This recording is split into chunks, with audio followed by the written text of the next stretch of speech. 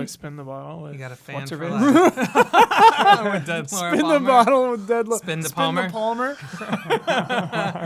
Hello, everybody. Welcome to Reaction Shots for December. What more holiday vibe can you get than David Lynch? We're talking about David Lynch this month. We've got Michael Huber. Jingle all the way. Yeah. More holiday vibes than Arnold David Schwarzenegger. Lynch. Yeah. And we've got Matthew Walden, Hey there. who turns out is a bit of a David Lynch fan. Yeah, a small amount. Small amount. He brought all of his accoutrement here. I did. I brought show and tell. Yeah. We've got pop figures. We've got posable action figures. We've got every book. It's like QVC when I come on your show. I apologize. The imported, I love it. like, autobiography here. Of This Agent is- Cooper. Yeah, this in is it. Japanese. Agent Cooper's Japanese autobiography, which I'm sure he wrote himself. Yeah, Oh my God. I'm a good little consumer boy. If I like something, I'm gonna get all Can of you it. read Japanese? Not well. I could probably read maybe 20% of that book. Wow. I'm trying. I'm getting Hey. better. That's better than I can do. For example, that says Koopa. Oh, Yeah, which I think stands for Cooper. yeah. That'd be my guess. That'd be my Great guess. guess. It's mostly just about Koopa Troopers from Mario. Anyway, but before we dive into our main, man, the feel of this book is really nice. It's got good book feel. It's got a really good book feel. Oh, and the cover just slips off. Before we dive into our main topic, I need to see what this book looks like behind the dust jacket. Oh, ooh, it's like an old notebook. Anyway, sorry, I'll stop manhandling your stuff. Oh, please manhandle it. Anyway, before we get into David Lynch, let's talk about what you've enjoyed lately. Agnostic from, independent from the David Lynch theming. Michael Huber, what have you liked recently? Just a little film called The Irishman. Oh, I've heard of it. I'm jealous. I haven't had 4 hours yet. Yeah, I I- haven't. But I- as soon as I get 4 hours, it's happening. I set aside 7 hours and watched it twice. Yo! I watched it Did once. you? I watched it once on my own and then once with Beth. Wow. Yeah. Because You're my unhinged. my dad loves mafia history. Super Dads tend to love mafia history buff, dude. Kennedy buff, mafia buff. Just loves that era. Got me into it. So I've like grown up with all this kind of like secondhand knowledge of the mafia. And Boardwalk Empire is my favorite show of all time. It's like literally my number one. So I was just so stoked with this movie, and it was phenomenal. It's amazing. It's incredible. Watch it. You liked it? Loved it. Nice. Loved it. I guess that's the name of this segment. Yes. Couldn't Loved be it. talking about it if you didn't like it. No, it gave me the feeling of like Once Upon a Time in Hollywood. Just that real good feeling when a movie is so magical that it takes you away to another time and place for just hours on end. You don't even like think about anything else. That's what The Irishman did for me. So engrossed. When I was at my aunt and uncle's house, my cousin wanted to watch Irishman. He was like, let's watch Irishman. Let's watch Irishman. And I was like, this is the complete wrong setting to watch Irishman. But he threw it on. And like their TV had judder reduction, like the true motion. And it was driving me insane. I just turned someone's off today. I turned- It wasn't my TV, and I said, I'm really sorry. It Yeah, was at a reception nice. desk. And I was like, can I just borrow your remote control, please? I have Fix to your turn that off. It I drives probably me look like a jerk. up yeah. a wall. But yeah, anyway, we only watched like 10 minutes because it was just not conducive. It was loud in there. But then later on, like a couple of days later, we were watching The Outlaw Jesse Wales. Okay, yeah. And Josie Wells. Josie Wales, yeah. And Wales or Wells? Wales. Wales. Yeah. And the judder reduction was so bad that it was causing like stepping in motion every every second. Like the a motion, bad Street Fighter match online. the or yeah, it was like something. lag. And I was Jeez, like, okay, because they use YouTube TV for their TV. Got it. So I was like, okay, this could be internet, but I don't think so. I think it's like a weird frame rate judder reduction thing. So then I went to my uncle and I was like, hey, Yeah. I need to fix your TV.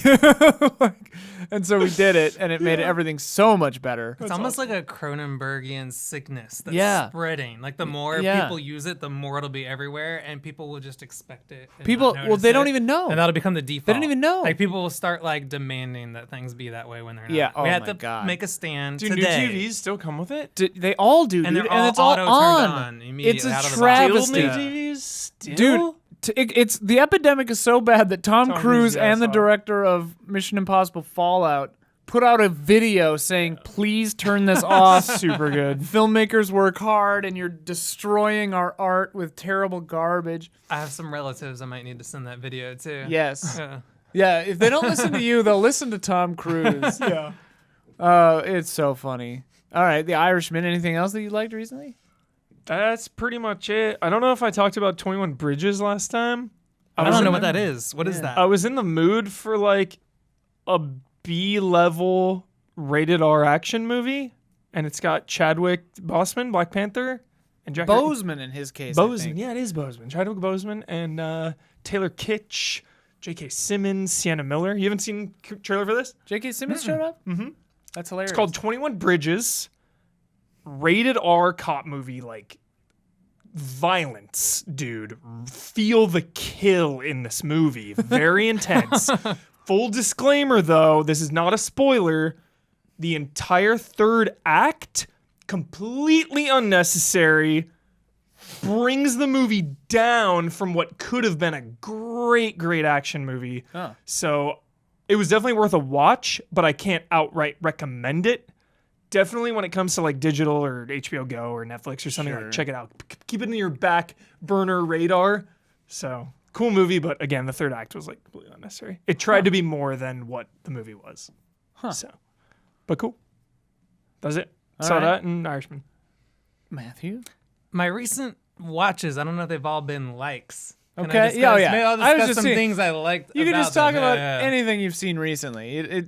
The name of the segment doesn't really matter. I saw Once Upon a Time in Hollywood. Finally, I was super late to it, and the reason why is because I don't like watching movies with other people. Yeah. like Dude, but 70 millimeter. I love it. I have a nice TV. 70 Here's millimeter the though, deal, dude. It's like once every like 4 years we get to do this. It's weird to me when I'm in a theater with a bunch of people, and then like some lady gets killed or something, and everyone's like, Yeah. kill that lady," and I'm like, Ugh. what movie theater are you going to, man? Any theater in LA, any theater in LA, and it weirds me out, and then it takes me away from enjoying the movie because I'm thinking about like what's up with these people. So Yeah. I watched it at my home. I really liked it, and I think it was the right choice to watch it Cool. at my home As by long as you myself. enjoyed it. As long And there's as you some enjoyed like shocking violence in it, which is crazy that Quentin Tarantino still has the ability to do that. Yeah. I go back and watch his other movies, his older movies, and you get desensitized. You forget that the first time you saw Kill Bill, you were like, Yeah. It's kind of like eyeball Syrian, and now it's just Kill Bill. Yeah. But Once Upon a Time in Hollywood, the climax gets quite violent. Wasn't sure It's how funny I felt because about it. well, it's funny because like he has said multiple times because people are like, "Oh, don't you think your movie's too violent?" He's like, "It's a movie, Jan. It's just fun, you know." And so I tend, because it's so grotesque and over the top, I almost look upon it as like comedic violence. Totally. Because it's so ridiculous Totally. that it spins back around to being like not grotesque at all for me because it's so over the top. I And agree. I think Kill Bill's Yeah. the best example of that. Like, Yeah. how do you not laugh when she's just spinning around, cutting everyone's legs off? Yeah, Like- or Inglorious Bastards or Yeah. this, where it's just like, it's so gratuitous. Yeah, you're just like, okay, yeah, all right. Oh, that does remind me of something I recently saw that I liked. I have been, probably for the longest time, on this huge kick of Japanese 60s and 70s grindhouse movies, which Kill Bill is definitely making Hell me think yeah. of. So I like just watched hundreds of those. That's my guilty pleasure genre, where my quality meter, Don't feel guilty. I'm much more accepting of like kind of just trashy fun stuff. I saw a movie called Criminal Woman Killing Melody is the name of the movie. Criminal Woman Killing Melody. That's a great name. title That for is a a movie. great And the title. movie lived up to it. It is like a gang of girls with knives getting revenge on people. And there's some cool knife fights in the movie. They have this like piece of cloth that they keep, one person in the contest bites on each end. And they have to like try and go around in circles stabbing each other with knives. And you can't let go of the cloth. You can't like unbite can't down go, on "Ah!" it. Yeah. It led for some like really cool, fun action scenes. It's got great music. Criminal woman killing melody. Japanese grindhouse movie from the early 70s. Love that. That sounds awesome. Yeah, I saw Joker, and I did not like Joker. Yeah, I didn't that like doesn't it make either. me original, but I didn't like it. I thought it was good. I thought, but I didn't think about it a day later. It's been out of my mind since I that's left funny. the movie. Yeah, I left the movie theater and that was it. I was the like, oh, opposite. it's I fine. thought it was bad, and I've thought about it a lot. That's hilarious. Yeah, I thought the movie was so well made, and then the last 5% of the movie really lost me, and I don't want to ruin it. Yeah. Go see it for yourself. Make up your own mind. Totally. Well-made movie. Didn't like where it was coming from. I actually thought, I don't know. I have a thing with like self-destruction arcs in movies, Yeah, you do. which is like why I don't love gangster stuff often. I don't love like Sid and Nancy or whatever. I'm just like, all right, you're doing this to yourself, man. What about Thelma and Louise? Haven't seen it. Oh, But like Butch Cassidy and Sundance, whatever, like I like that one. with the like 8-minute like raindrops talked keep about falling this. on my head bicycle montage or whatever. that shit's hilarious. It's hilarious, So but he it's- he gets mad and he's like, the future's all yours, lousy bicycle, and throws the bicycle. Like, that's such a great line. But it's like, but weirdly, Wild Bunch I don't dislike because it's like they're trying to get out, you Yeah. know, and it goes the wrong way. one but like, last job. yeah, but like sometimes it's just like, man, I just you're I don't Chasing the care. rabbit. Yeah, Yeah, it's like not I fun don't to care watch. about you. Yeah. Just hurry up. About Japanese movies, I've been trying to track this movie down. I was at Amoeba and they didn't even have it. This movie called Floating Weeds. Have you ever seen it? Yeah, or- that's the Ozu movie. Yeah, Yeah. I- Well, there's two versions of it. There's Okay. he made it twice. I Dude. think there's like a black and white and maybe there's a silent one too. He remade it himself. If You anyone, want me to track it down for you? I'll track it if down anyone for can you. track this movie I'll down, hook you up. please, thank you. I'll hook you yes. up with Floating Weeds, Yes, yeah. I really want to watch Floating Weeds. Yeah, no problem. What made you Consider want to it watch done. it? His stuff is cool. I've been getting into just Japanese like dramas and like Korean and Chinese dramas. So I've been watching like Ash's Purest White and Parasite, obviously, and like Burning. Yeah. And Burning, then I was getting into like incredible. Ozu Yeah. and like poetry and Floating Ozu's Weeds. Slow. Ozu's- yeah. is slow. Also, but he's the- slow watch it for me, and I so like bad. slow shit. I The love thing slow that's shit. awesome about Ozu to me is like he kind of just like went his own way and like made up his own rules and stuff. So like most of his camera angles are super low because Japanese people sit on the So floor, he's just sat like on the sitting there with floor. the camera. So Cool. everything was like at floor level. Cool. It's awesome. Yeah. You've seen Kurosawa stuff, right? Oh, yeah. Have you seen Ron? Yeah, That's my Ron, favorite one. Hidden Fortress, Seven Samurai. Fun Ron trivia I just discovered. The guy who I think who Rashomon. did kind of like Rashomon, I think. what's it called when you direct for somebody? Like ghost ghost directing, directing? or I don't yeah, know. like Paul Thomas Anderson did it for Robert Altman. Oh. Akira Kurosawa was losing his eyesight, and he had a first AD who ended up pretty much directing Ron. I'm wow. pretty Really? sure. I think it's the guy who directed Godzilla and Mothra. I could be Oh. totally wrong here. It's definitely a guy who made kaiju movies, but I think it's the director of Mothra. That's which awesome. I just watched Mothra for the first time. Also, that's a recent like. I missed that my whole life. Do you Sophia know- loves Mothra. Okay, have you seen it with the singing twins? Yeah. No. Yeah, and they're That like song miniature, is there's so miniature good. women who are like about this tall, and they sing little surreal David Lynch style songs The about song is Mothra to beckon amazing. Mothra. It was cooler and weirder than I thought. It's like a Willy Wonka like kind of weird nightmare dream. We'll just Yeah. like throw that song on Mothra's sometimes fun. and listen to it. It's so good. What Yeah. a trip. That sounds But cool. I think that dude actually directed Ron. That's awesome. not That's so Kurosawa. funny. But Ron's one of his best. I love one of yeah. their best. Yeah, Yeah, yeah. yeah. That guy made a good movie then. Cause yeah, I love Ron. That's like my favorite one. I gotta watch Seven Samurai again. I've never seen Seven Samurai. I have That's like a huge gap for me. There's always those movies or those moments, even like video games too, that are just like imprinted so hard in your mind, right? When you watched them for the first time. Yeah. In college, when you just had like a million hours to Yeah. spare, Barry Lyndon, Seven Samurai, I'll never forget. Just like Did you watch watching them those. back to back? No, Okay, no. because that But is like, am- but like you have so much time. It's just like today I'm just gonna watch Barry Lyndon. And it's like what a good time of life Yeah. that was. I don't Yeah. need to go to geology Yeah. class. Yeah. What's that? I definitely sat down and watched Das Boot Yeah. in college. So cool. Barry Barton Fink is the one that like I think about Barton one of my Fink favorite all the movies of all time. Yeah, I need to rewatch it because like It's I think good. about it like It holds almost up. every day. Also, I like it's I've done it like 6 times where I've tried to find a GIF of him just screaming "Look upon me" with the subtitle "Look upon me" for when someone isn't like responding to a text, because I always want to send just John Goodman saying "Look upon me." Never mind. I heard in a recent interview that and True Stories were his favorite movies he worked on, Really? which are also my favorite movies he worked on. So that's awesome. He's done like dozens of movies, and I'm like, oh, that's cute. We love the same ones. That's funny. Yeah. I don't think I've seen True Stories. Oh, you would love True Stories. It's the Talking Heads. I was gonna say, it's Talking Heads, right? Yeah. It's sort of like a narrative musical. It's weird and cute That and sounds surreal. awesome. I've heard people compare it to Earthbound. Or they say like Earthbound is a video game version of True Stories. If you're looking Weird. for like a reference point. Someone That tell sounds Bloodworth. cool. Yeah. I mean, I love Stop Making Sense. Totally different thing, but anyway. Well, if you Talking already Heads like are the dope. Talking I mean, Heads, I love Talking Heads. This movie made me fall in love with Talking Heads. That was Oh, kind of wow. my entry point into I'm Talking already Heads, in was love the with movie. Talking Yeah, Heads, yeah. so yeah. Anything else you've seen lately? I saw Hustlers.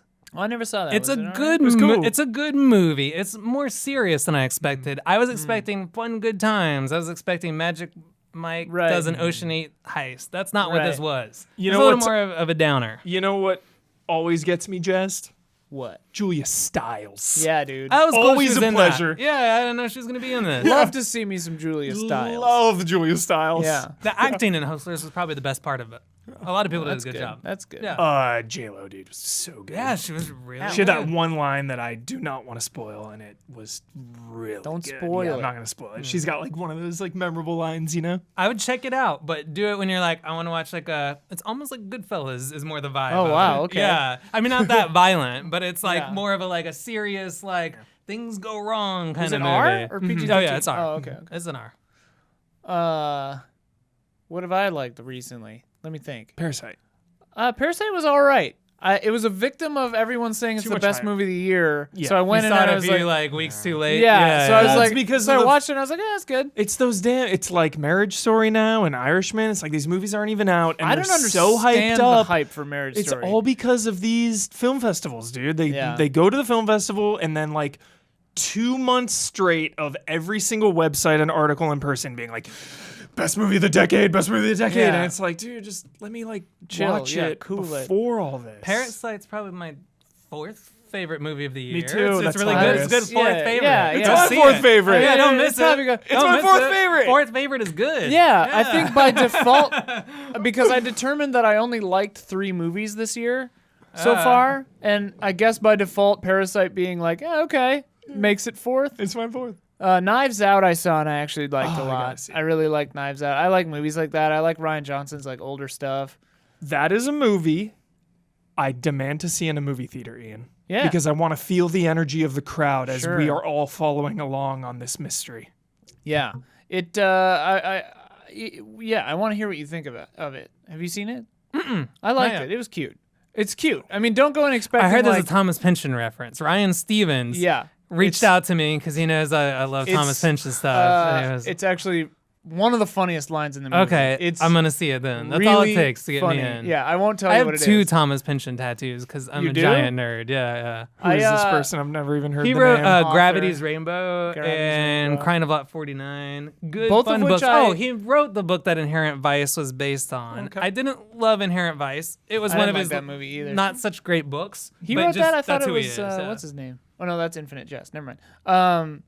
Yeah, I started the audiobook for Gravity's Rainbow or Crying of Lot 49, and then I was Those like, are hard to listen Yeah, to. and I was I like, can't- that- you gotta look I at stopped those. it. I Yeah, hit yeah. stop. I was like, this ain't gonna work. This is not gonna work. It's hard to parse the sentences when you're looking at them Right. 10 times in a row. It'd be like trying to listen to an audiobook of a Cormac McCarthy book or something. Well, I could 'cause, like, see that. That's what I rewatch, dude. No Country for Old Men. Oh my god. Yeah, dude. Just get Tommy Lee Jones to Perfection. narrate the audiobook of Cormac McCarthy of the can Road. Can I yeah. briefly Porn. interrupt you? Because last time, Ian, we were talking. Wouldn't be the first time. It wouldn't be the first and it We won't be the interrupt last. each other constantly. Because we were talking about Watchmen, the movie, the comedian getting thrown through glass, Yeah. and how they showed the hell out of it before the movie was out in Yeah. the trailers. No Country for Old Men, same thing, where he chokes that cop in the beginning. Yeah. Hadn't seen the movie in like 10 years. That one kill was the most memorable shot of that entire movie upon my rewatch, dude. I don't know. It was haunting. It's a brutal kill. Dude, Done with such like cold distance. I was shook up by it. You can see like when Legit he's shook? squirming, the like marks The he shoe makes. marks, Oh yeah. my God. It's such a perfect movie. Oh Yeah. my God. So it just made me think of like, again, pre-release trailers and hype and like Trailers are bad. them showing one thing over and over. So by the time you see it in the theater, you're like over it. The Knives Out trailers showed way too much. But whatever. Yeah. What else did I like? I'm really, really liking Mandalorian and Watchmen.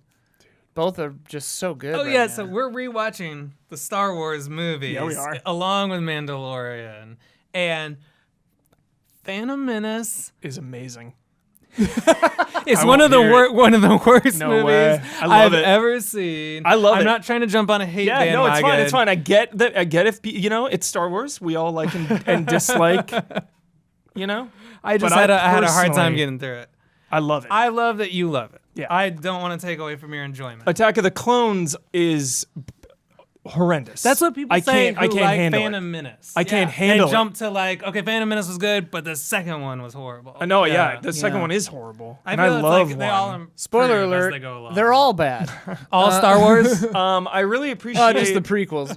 I appreciate the lightheartedness and the pace. Yeah. Of Phantom Well, Menace. they're kids' movies. Yeah. It's a George fun probably movie. should have realized that adults were the target audience now, but like he's always been kind of making them for kids. Whatever. They're all fables, and people take them way too seriously, in my opinion. Also, I'm kind of done with the new ones. I don't know. I like the new ones. The rabid fan base has annoyed me enough to just stop caring. Don't let them win. They haven't won. I win because they don't get to me anymore. Oh, I like Star Wars, but I have it muted. Yeah. I don't Yeah, know about yeah, any yeah, of the yeah. I just controversies. even quick counterpoint. Rewatching the prequels, right? They get so much hate. Obviously, they're not 4, 5, 6, but like they still have such good world building. Like I think of 7 and 8, dude. I cannot think of one memorable planet. I cannot think of one memorable music track. There's barely a you know? plot. There's barely a new memorable plot. So at least with the prequels is like, dude, Naboo is friggin' awesome. Coruscant is freaking awesome. Like these are planets and places that have a heart and a soul and a vibe and a feel. Yeah. Even Attack of the Clones, I give it so much shit. But like, there's so many cool shots. Geonosis, dude. There's just a shot of like one of them riding out of the water on this big flapping thing. Like all these cool shots on Tatooine. Like. I like 7 and 8, but like, dude, I cannot name one planet, and don't say Jakku because we knew about it before any of the movies also came Jakku out. is just Tatooine again. I Yeah. don't get it. I don't think I can name any of the Exactly. planets. No, See, no, for many of the Star Wars. There's wherever. Oh, whatever. okay. I just don't have them like Dang it. all logged in my mind, but I can So my name point like is, yeah. Coruscant's a good one. I don't know. Yeah, whatever. Star Wars. Jeremy Hoffman, old Game Trailers friend. Yeah. He threatened to fire me at Game Trailers because I couldn't remember the name of the ice planet on Star Wars. He's like, Come how? on. I was like, Come he's on. like, Please how tell in the us. world? Tell us How right in now. the world did you get this job Hang on. if you don't All right, know the wait. name of the ice planet? I was like, Do you I'm remember sorry. it right now? Because of the H? It starts with it. Hoth. Yeah, there it is. Is it just Done. Hoth? It's Just stop just it? Yes, Hoth. you're done. Yeah. You got it. Okay, well I only know it because I almost got fired for not knowing it. Which you got probably yelled most of your at. audience will agree with Jeremy, not me. But Yeah, I'm sorry. I don't, You I may don't- fall on the. I got CRS disease. Minor- Can't remember shit. Is that real? No, I mean it's not called that. Oh, Just CRS. can't remember shit. Yeah. I'm sorry, and I've hijacked you like usual. I don't even remember what I was talking You're about. talking Oh, about things you watched and saw.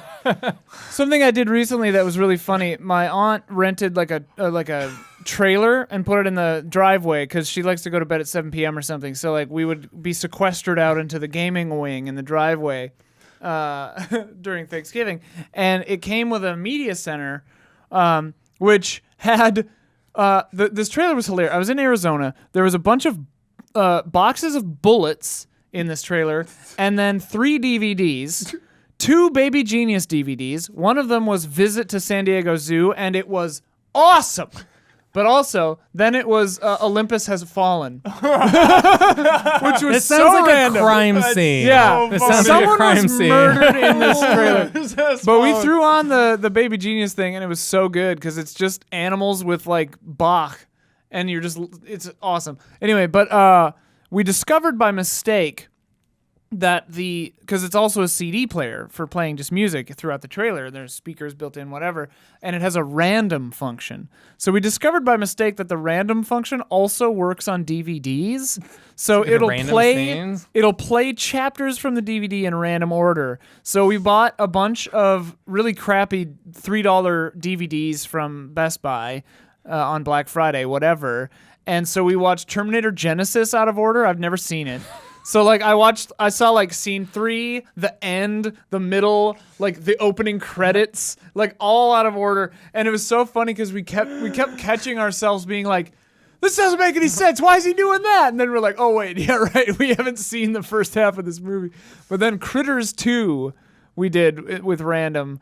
And also, I like Critters 2 was sick, but like, 2 is cool. It was so funny to watch out of order, and like sometimes it would do a scene a second time. So you'd like, we got like the penultimate scene. They're like setting up for the big finale, and the music goes all crazy, and then it cuts to like a scene we've seen 2 times already from the beginning of the movie. It's so funny. That sounds like a graduate student's like doctoral like thesis or something. Yeah, we like also mixed media collage or. Isn't Critters 2 the one where the Critters ball runs huge over ball? the dude Yeah, and he we turns saw into that a skeleton? Do you know this part? We saw that Yes, scene. Cool. We also Critters, saw dude. which other one did we do? My neighbor had the VHSs. We also did The Great Wall with Matt Damon. Is that John Have you Woo? seen that? I don't know. Yeah, I did see It it. was like a Chinese production, just a money grab, Yeah, but an abject yeah. failure. Yes. It was Yes. awful. Even only seeing, which I think is the best way to watch this movie. We saw like the beginning twice. Because Mandalorian. And then the very last scene. Yeah. Pedro Pascal. Mm-hmm. And then we saw the very end, and then it just happened to go to credits. So we were like, we're free, we're out. But the movie was sick because we saw the setup and the payoff and none of the crap in between. Nice. It was awesome. So that's the way to watch The Great Wall. Heck yeah. That movie's bad. It was bad. I saw it in the theater. Oh my dude. God. His accent is all over the place. Yeah. He's like Irish sometimes and he's like American most of the time. Oh man. Rough.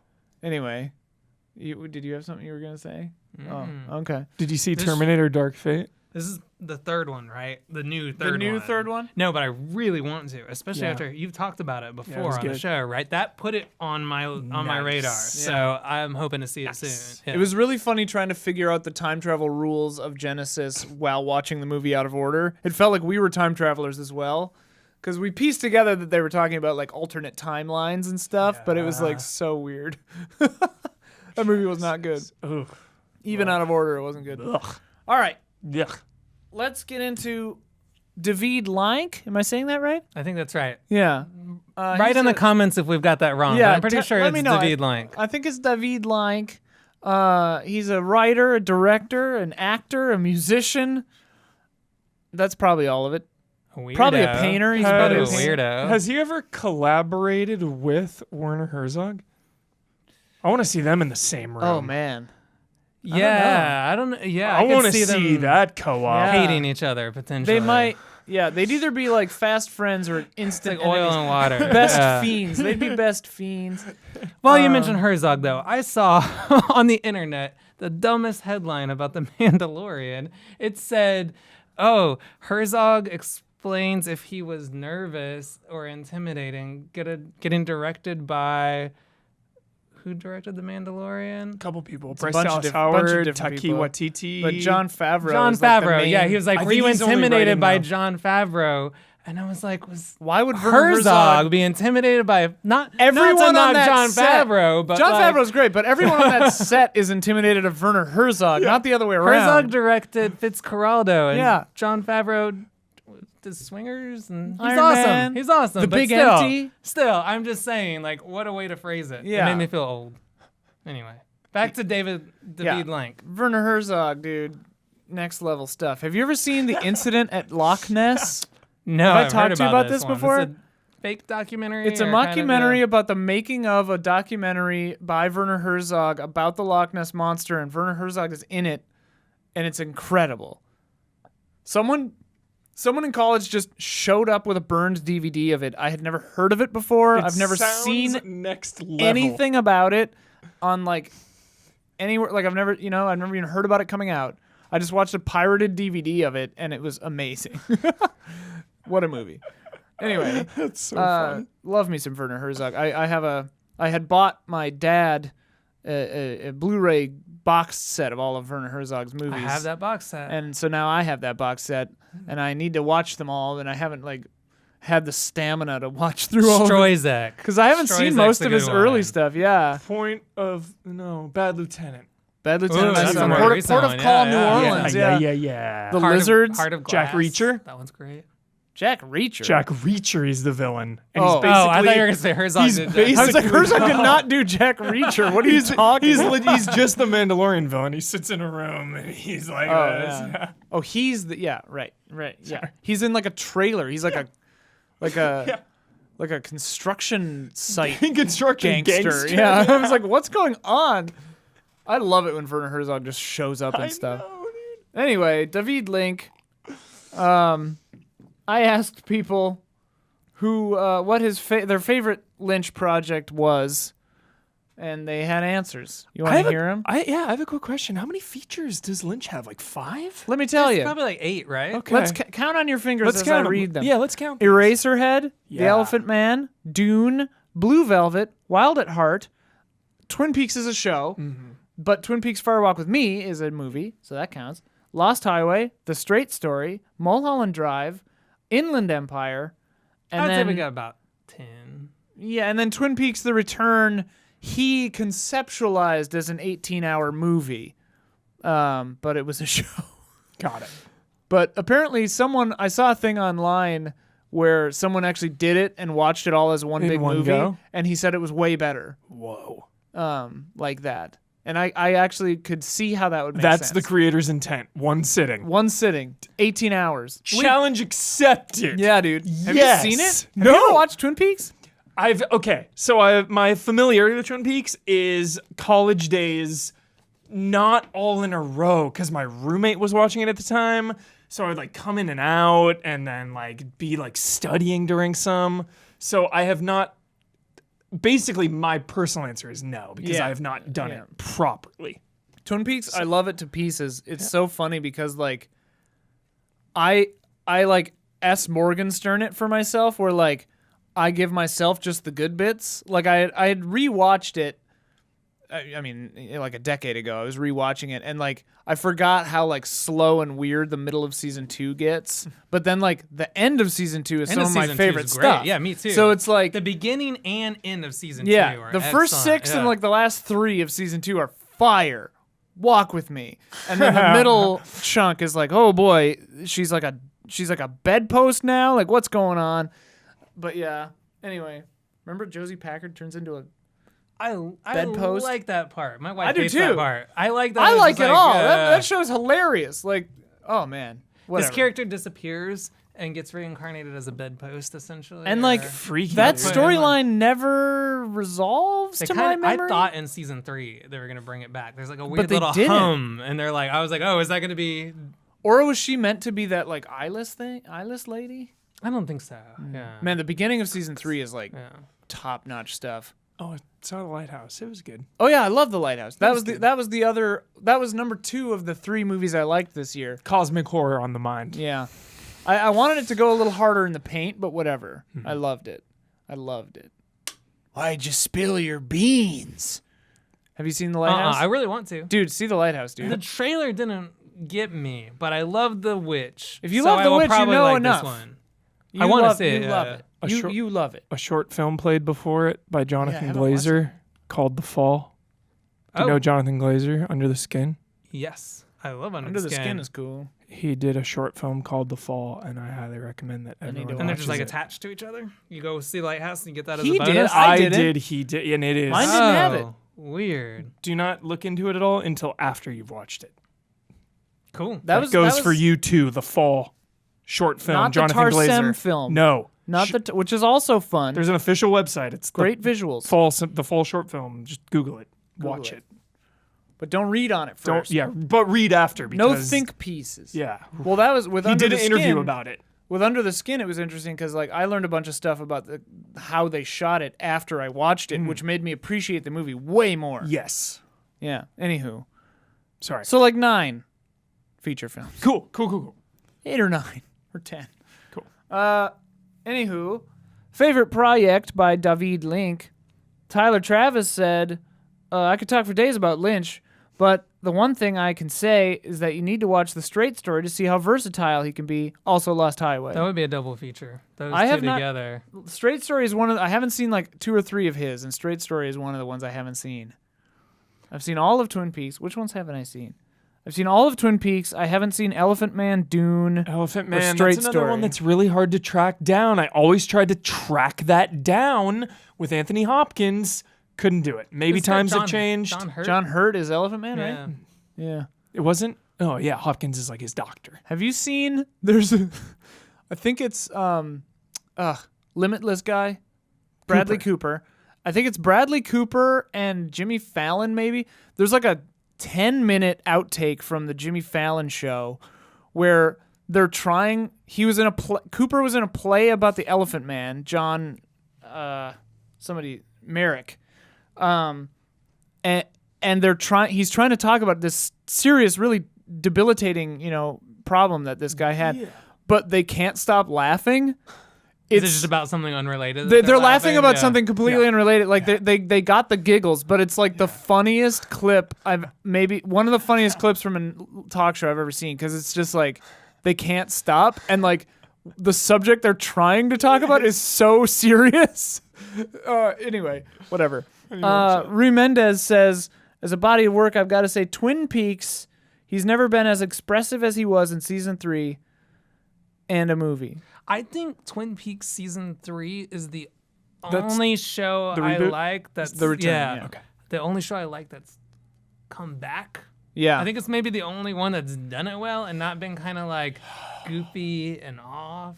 Well, let's talk Like- about this let's just jump right into this, because we'll try to avoid spoilers, but to some extent it's going to be tough maybe. But We'll like keep it broad. yeah, but like the weirdest thing with Twin Peaks, and it's funny because someone commented this, that watching it week by week was preferable for them, and I have the exact opposite response, because I was getting so annoyed with Dougie and stuff. Like I was really disliking most of the middle of The Return while I was watching it, but now that it's done, I love it. Like I love The Return. I can say, not from Twin Peaks perspective, but Lost, watching the writer's strike season when the my boat God. comes and it's Paulo like and Nikki. the action season. It was like shorter and just one big action thing. Hated it, despised it when it was on the air, and then I rewatched the entire show, like binging it with my wife, and that season stood out as amazing because it literally is one big action movie. Oh, weird. And it played like that too when you just watch it all back to back to back. So I wonder. Because I came to Lost like a season and 7/8 late, so I got to binge season 1 and most of season 2 before catching up to the show. Yeah. And I immediately realized that show was built for binging. Like that show is way better if you don't have to wait. But if you have to wait, it sucks. Season 3 is like a very, very bold gamble for Twin Peaks, because it's about frustration and sadness and loss and not getting the thing you want. And when you're in the middle of him doing that to you for hours in a row, of frustrating you and not giving you what you want, you're like, this guy's lost the plot. I don't even know if he's in charge of this thing, if he knows where this is going. And by the end, he makes that the theme of the whole season. And then you're like, okay, you had a point. You're going somewhere. Now I appreciate it and love it. Completely. I'm not sure if you could achieve that any other way. And it's but like- season 3 is it's a challenge to get through intentionally. Right. And that's such a him thing to do, like whatever. But like There's like a 3-minute shot of someone sweeping the floor. someone sweeping in the it. floor, and then a phone rings, and like there's an aside thing to just that. The only point of it is just like, well, he's still up to that, I guess. Like he's I still think- doing that old thing. That's not a good pitch to get someone No, in. But yeah. it makes me think of legacy and loyalty, right? Like if you were watching that and it was anyone other than Lynch or Twin Peaks, would you have stuck around and given it the time of day? Yeah, I don't know. Probably not. I was It's like kind of the ravenous. built-in trust from like 10 Yeah. movies. So Yeah, I was like, yeah, okay, I'll wait this out. Well, it was Which is cool because he can because he has that pull or that perspective right there. He Yeah. can make Twin Peaks 3, like that slow paced. That's a Yeah. cool position Well, to be in. It was a really interesting experience watching it in real time week to week because like I was really frustrated and annoyed by most episodes because they didn't deliver any like on much when viewed as just an episode of a show. But I was ravenous for the next one. I was never out. I was just like, I need to watch, and it, like you said, it all recontextualized itself at the end and made me appreciate the whole thing way more. And I do really think, just like Lost and that guy that watched it all in one sitting is like, because Lynch always said this is a movie. He's an 18-hour movie, basically. And like, yeah, it's even paced like that. Wow. Like the pacing seems, it's not made to be split up. Yeah, I will say not to scare people off from Twin Peaks because it does have that aspect. Like if you're in for it, you're gonna be in for a challenge. But it's also very, very generous to its audience when it wants to be. Yeah. There are these payoffs and like Oh my God. emotionally very sweet moments that you won't get in hardly anything else that make it worth the trouble. And it has the some of best. the coolest villains in Oh my storytelling history, especially season 3, which Yeah. if you haven't gotten to that point, I won't tell you much about the villain, but the villain of season 3, it's phenomenal acting. And the villain of, some of the like early, because there's surprises about villains throughout. Very like cool. you're not the sure villain, who's and there's going to the be a villain, villain. and then there's the villain, and then Big there's bad. the villain. And villains possessing good people Yeah. and turning them into villains, and it's very fun. I And- hate body snatching, dude. If yeah, I there's hate a little it. bit of that. It's so boring, dude. Body snatching. I'm like, that's my Kyle Bossman thing. It, where I'm just I'm out body snatching. but you don't know just someone's for- been body This snatched isn't. until a It's not reveal. even. It's not Yeah. even like body snatching. It's Okay. like. It's more like looking in at the dark side Yeah. that most It's humans like- already have in them, and you're like, oh, unfortunately, that person also had that dark side to them, and then it makes you go like, oh, but they're also really sweet at the same time. Yeah. That feels weird and gross that the same person could be wonderful and terrible. Yeah. But then I that's what draws me to it is because I don't find that enough in movies. Like movies tend to be very Machiavellian. Not Machiavellian. What's the other one? So what am I thinking? Black and white, where it's Yeah. like there's Oh, another yeah. word. I Yeah. sound dumb. I'll come up with it at the end. But it's like it's usually like Stark. Here's a good person. Here's a bad Right, person. right. And in real life, I find that the people I hate tend to do like really amazing, sweet things. Sometimes I'm like, what are you doing? I'm supposed to hate you. Don't do that Right. nice thing. Now you're confusing me. Right. Well, that's the thing is like the heroes and the villains and the whole point of Twin Peaks is like it's all gray area, It's so cool. Also, yeah, it's not like body snatching. It's more like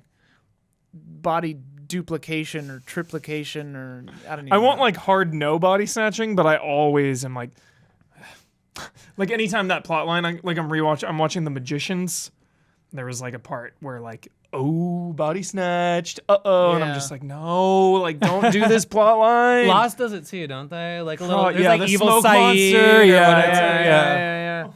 The thing that gets me is just bores in me. shows where it's like you but the characters don't. Does Bad- Cylons count bad in Battlestar? Does dramatic Cylons irony. count as body snatching? Because it Cylons kind are of feels dope. like it. Where you're like, Silence are doesn't really dope. count. okay, well, I would say I'm gonna Twin bend it Peaks to my doesn't will. count in the same way. Okay. Twin Peaks is like a weirder, non-scientific, non-sci-fi Cylons. Cool. I am into And it the makes Cylons. no sense. It's not yeah. like it's in him. Watch out! It's not that kind It of makes thing. perfect it's more sense. Well, I mean, it intentionally doesn't make like plot sense. Yeah. Yeah.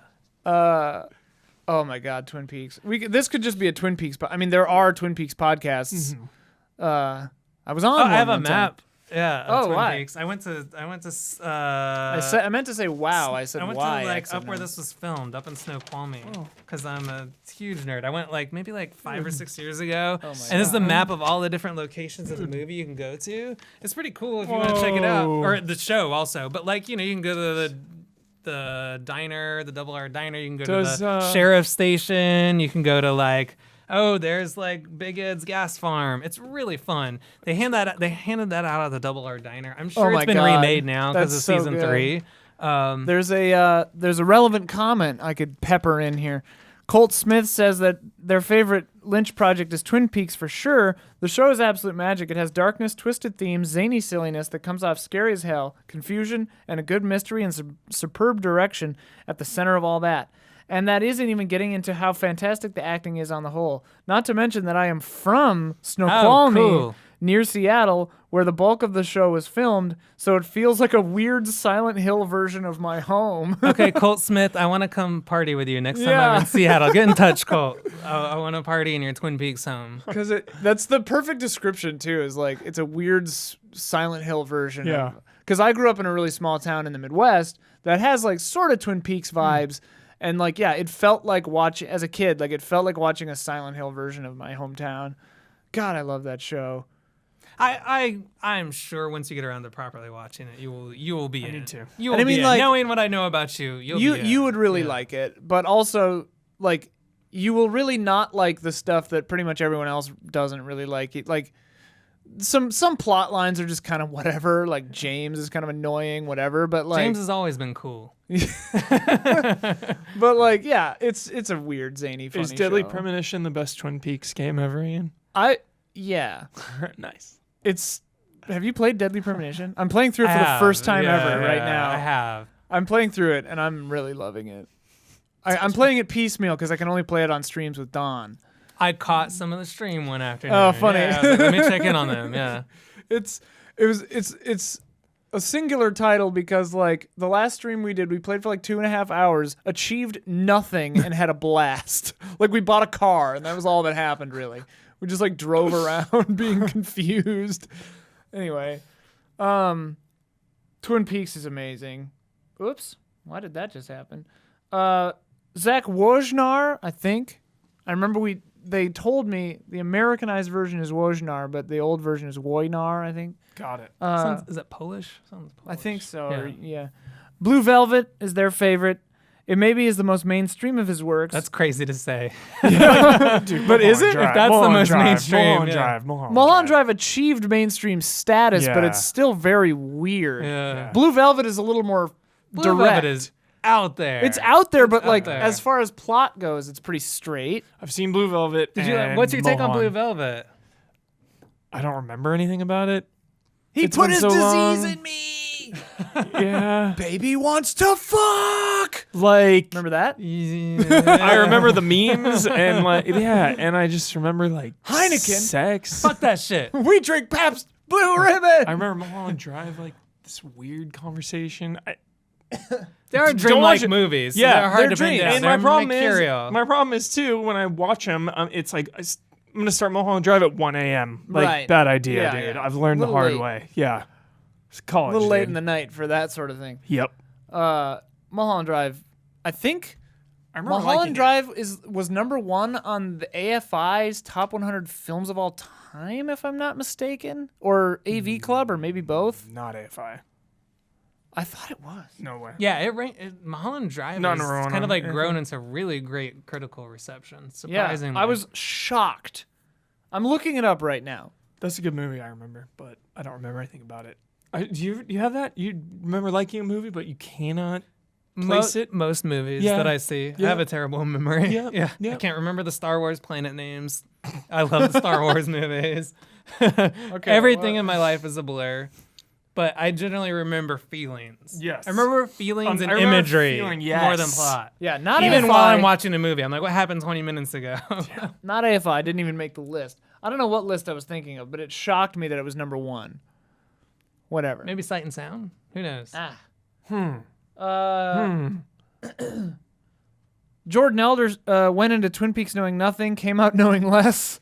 25 years thing is beyond impressive. You know about this about Twin Peaks, right? At the parts of Twin Peaks season 1, they have this hallucinatory red room, which I'm sure you've seen. The with red the room, yes. curtains. Yep. Looks like And then, this. Yep, yeah. Yep.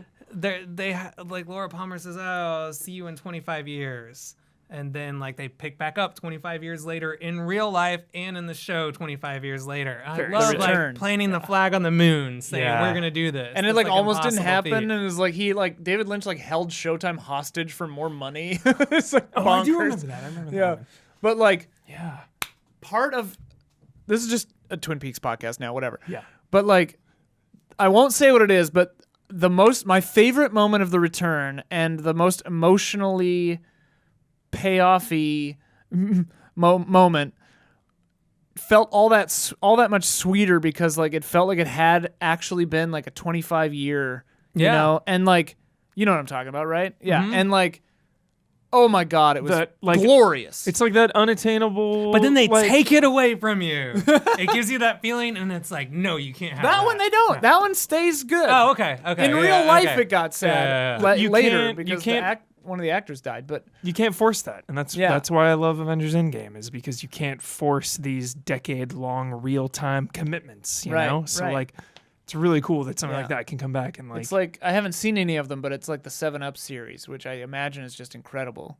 You know, I saw the first one and didn't watch any of the others, so I think I'm missing the point probably. Yeah. I think you need to see that the hell as a is series. 7-Up series? It's a documentary series where it follows. 7-Up, 14-Up, 21-Up. I think It's like Boyhood, the documentary. Essentially. every 7 Yeah. years, I believe, this filmmaker catches up with From the same group of 70s, kids. I think it Got it. started. Yeah. And they're at like 60 whatever up. I'm bad at math. But he's been doing it every whatever 7 years. Some of them end up homeless, and you're like, oh, that kid seemed kind of promising. Yeah. That sucks that their life fell on such hard times. It's Like- interesting seeing where these kids go in real life. Yeah. Yeah, That what a is depressing enterprise it gnarly. must be to Yeah. just sit down and watch those in a row and just be like, well, there's someone's entire life in an afternoon. Whoa. Yeah. Never saw Boyhood either. It's decent. Yeah? Yeah. It's decent. It's Bobby got some good parts Zemeckis, in it. right? No, it's Cameron Linklater? Link. That's it. Yeah, Yeah.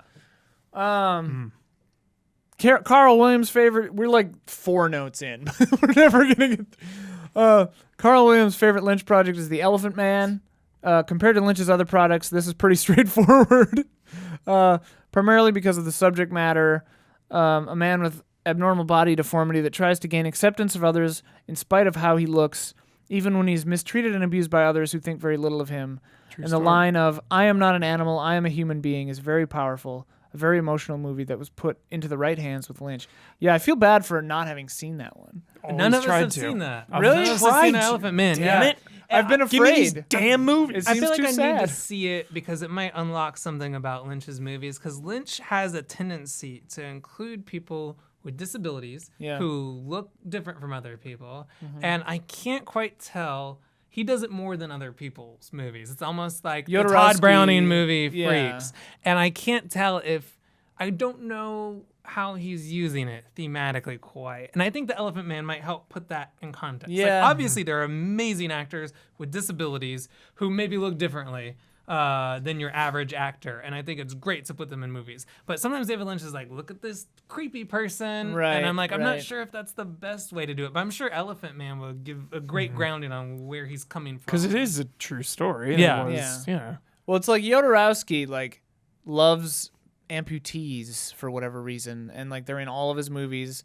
And like with that, it definitely seems to me that he's using it for like shock value. Like, oh, this is so weird, you know? And I mean, there's a weird Jodorowsky connection with David Lynch because David Lynch obviously directed Dune, and Jodorowsky was going to do Dune. Watch the documentary Jodorowsky's Dune. It is amazing. That movie is so good. Movie's coming out next year. What? Dune. Oh, the Denis Villeneuve one. Yeah, that's going to be bonkers. But Jodorowsky's Dune is a documentary. Did you see that? It's like I it didn't didn't see it. actually You'd come to love it. fruition. The movie. Yeah, I It heard- never I got heard that all crazy about it, production yeah. design, I've yeah. read Sounds incredible. I've read Dune, but I've never seen any of the adaptations of Dune because I don't know. The Lynch one is weird. It's if a they train would do it. wreck. I want to see it because it's like Kyle MacLachlan and Sting. It's just like, okay, how can you go wrong? It was sort of like a big budget, like crazy disaster. And it love sounds like the that. filmmaking process was a little bad and weird. Yeah. This book I have, Room to Dream, David Lynch's weird autobiography.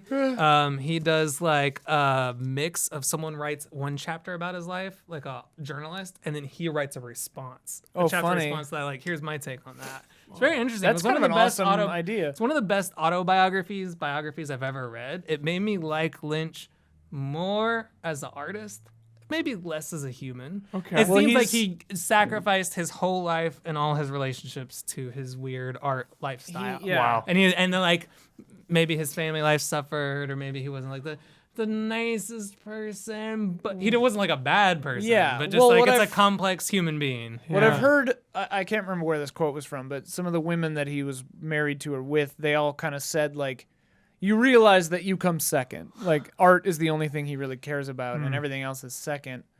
and he probably like cheated on him or whatever too. Like I don't know. Oh, it sounds like everyone got their feelings hurt at some point. Yeah, like he's it's not a solid romantic partner probably.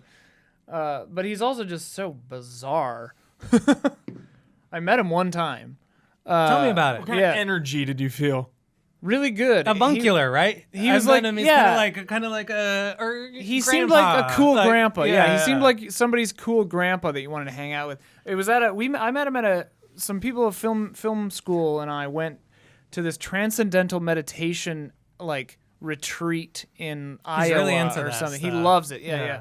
And it was funny because like they were doing like he and Donovan and everybody they were doing like Q&As and stuff, and it was clear they wanted to be talking about transcendental meditation, but all anybody wanted to talk about was his movies. And I mean I've told the story a billion times, but like the standout, because he has this weird speech pattern, and because you're never sure if he's done talking. He talks like Gordon Cole in Twin Peaks. Yeah, and like so you were never sure if he was done. And so there was always a pause and then laughter and then applause after he was done talking. But someone just walked up to the mic and said, I've noticed that in all of your movies you have characters coming from the darkness into the light. Can you talk about that? And then he just like, he's sitting back, and then he leans up to the mic and he's just like, I like to see characters come from the darkness into the light. And then he leans back, and then everyone's like, yeah. It was really funny. But it was like the most him answer, It is a cool effect, dude, coming from darkness to light. Oh, yeah.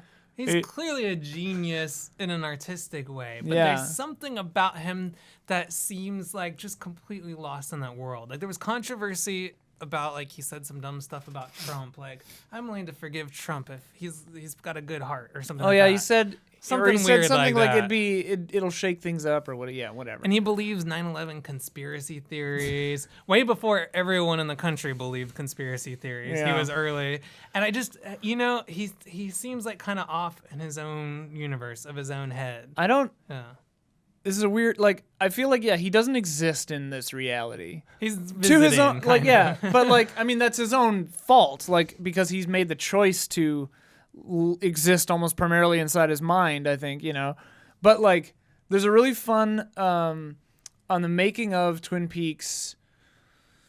I can't remember if it was Fire Walk with Me or season 1, but there was a part where they tell a story about he was in the editing room working with the editor or the sound guy or whatever, and one of the actors was walking by and distinctly heard him say, like, they were like watching back a scene and David Lynch was just like, oh, so that's what I meant by that.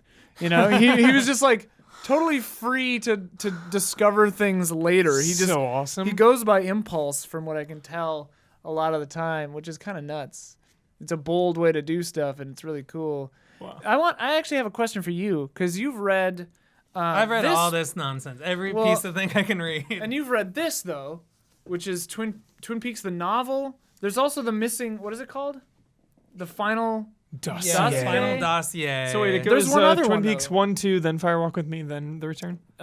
You need yes, that's the best. to. order to Yes, watch that's them the in. best order to watch it in. Yeah. Yeah. But technically, Fire Walk with Me is a prequel to the show, but you Yeah. do not want to watch it first. 'Cause it's Definitely spoiler. avoid You it. do Yeah, not yeah. want to watch it first. Isn't there another one called like the Missing Files or something? Missing Pieces. That's the name of a long cut of Fire Walk with Me. Okay. Missing Pieces is like a 4-hour cut of the movie, which is worth watching. Oh, this also. is the secret history So of Twin Peaks. yeah, Okay. this is really weird. This is Mark Frost going into like kind of like Freemasons, alien, conspiracy theory, Scientology, Richard Nixon in an underground bunker. It's like if Twin Peaks were kind of like X-Files. This is Yeah. that book. If any of that stuff sounds interesting to you, I would say read it. If none of it does, definitely don't. It's 400 pages of really dense lore, and I don't think Twin Peaks needs lore. Yeah. Twin Peaks is more about vibes and mood and character, but there it is. They made a whole book of lore, and Holy you find out like crap. everything about Log Lady's husband and weird Really? shit And about the Lynch- mysterious owl cave. And Lynch is official on that lore? No, like so essentially Mark Frost and David Lynch created Twin Peaks Together, okay. and Mark Frost is like a Got famous TV writer. I think he did got it. like Hill Street Blues and some Got it, other got it. stuff. And he injects like a lot of heart into David Lynch's stuff, and David Lynch is kind of the esoteric surrealist dude. Cool, good balance. And That's Mark cool. Frost does kind of the fun, cute character stuff, which if you watch a David Lynch movie and feel like something's missing, it's probably like a bit of the Mark Frost, heart? like human. Well, this actually Thing. leads into the exact. I mean, you've already answered it, but this leads into the question I wanted to ask you: is like, what do you think Mark Frost? Yeah, what does he bring to Twin Peaks, and like, what was his contribution? So I it's don't the know heart, you think? what he was doing with this book. This Yeah. book, I would say, really avoid unless you're a gonzo Twin Peaks nut like me. I mean, do you This think one, it detracts knowing all this background? If you had a hard time understanding season 3, this will explain most stuff you had questions about. Guaranteed, I don't understand a damn thing when I watch it. Yeah, If I same. watch it, I'm gonna come back and be like, guys, I didn't get it. This one, the final dossier, has missing character heart details Oh. from season 3. So if you want to know, for better or worse, what happened to Annie or what happened to Audrey, it tells you. How's What Annie? happened to Annie? If you want to know How's Annie, dude? How's Annie? I need to know. It's in that book. Oh So, my God. Yeah, I think they're a great combo, and I think they both Don't said they open have that, their viewer. own views Don't on. It'll spoil Open that you. book. They have their own views on Twin Peaks, Mark Frost and David Lynch. It was a great combo. But they're though. not I like think that's mad what at makes each other, right? No, Okay, cool. no. I think they It have makes a me healthy sad when relationship. like creators that collaborated on a thing that I love like hate each other Yeah, I in don't like real that. life or something. I don't like it. Twin Peaks is like if you want something to get into. You talked about this in the past. too Like I want a much. universe to get into. Yeah, about yeah. the appeal of that. Yeah. Well, Oh my God. like Twin Peaks is This the is, universe like, of my like favorite episode. weird, dark magic, LSD, surrealist, transcendent stuff. That's that universe. Except- And if you want to get lost in that universe, that's a good one to dive into. And like while somehow also just being like a metaphor for the human experience. And like the capabilities of human beings. No, I like that. Yeah. Like I like that stuff.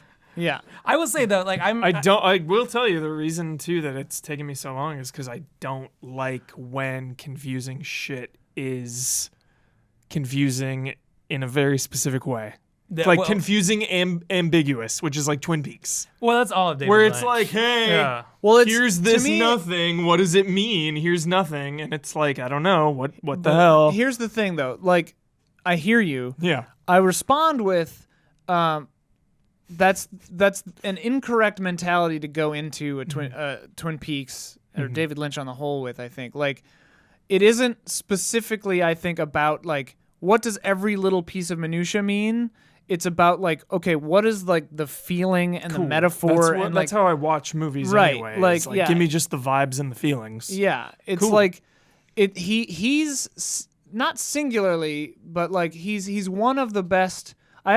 Shane Carruth with Upstream Color comes to mind too, but like the tone and like the things you're seeing and hearing are contributing to the meaning, even if a certain piece of it doesn't have meaning. Do you know what I mean? Does that make sense? Where it's like the overall vibe and like the weirdness and confusion of the thing that doesn't actually connect to anything over here is part of the whole. Hey, he'll use So that it's like, thematically. He'll right. use confusion it's- as a theme. It's like the he monolith wants in you- 2001: A Space Odyssey. Right. Everything going on is giving you a vibe, but Right. you don't know what the hell. But is also, going on. like it goes especially with Twin Peaks: The Return, like you said before, like the frustration and disappointment and bewilderment and like fear that the show sucks is on purpose. Cool. Like he's doing that I've to never seen you. anyone pull that No off. one's Maybe pulled it off, Infinite yeah. Jest, kind of. You mentioned that earlier. Yeah. Because that's a book that's trying to be irritating. Right. Like, make you go through these footnotes to give you a specific feeling. Right. Of like what it's like to be addicted to being entertained. Right. So I think he attempts something boldly similar where he's like, Like- I'm going to risk alienating everybody. The form is the function,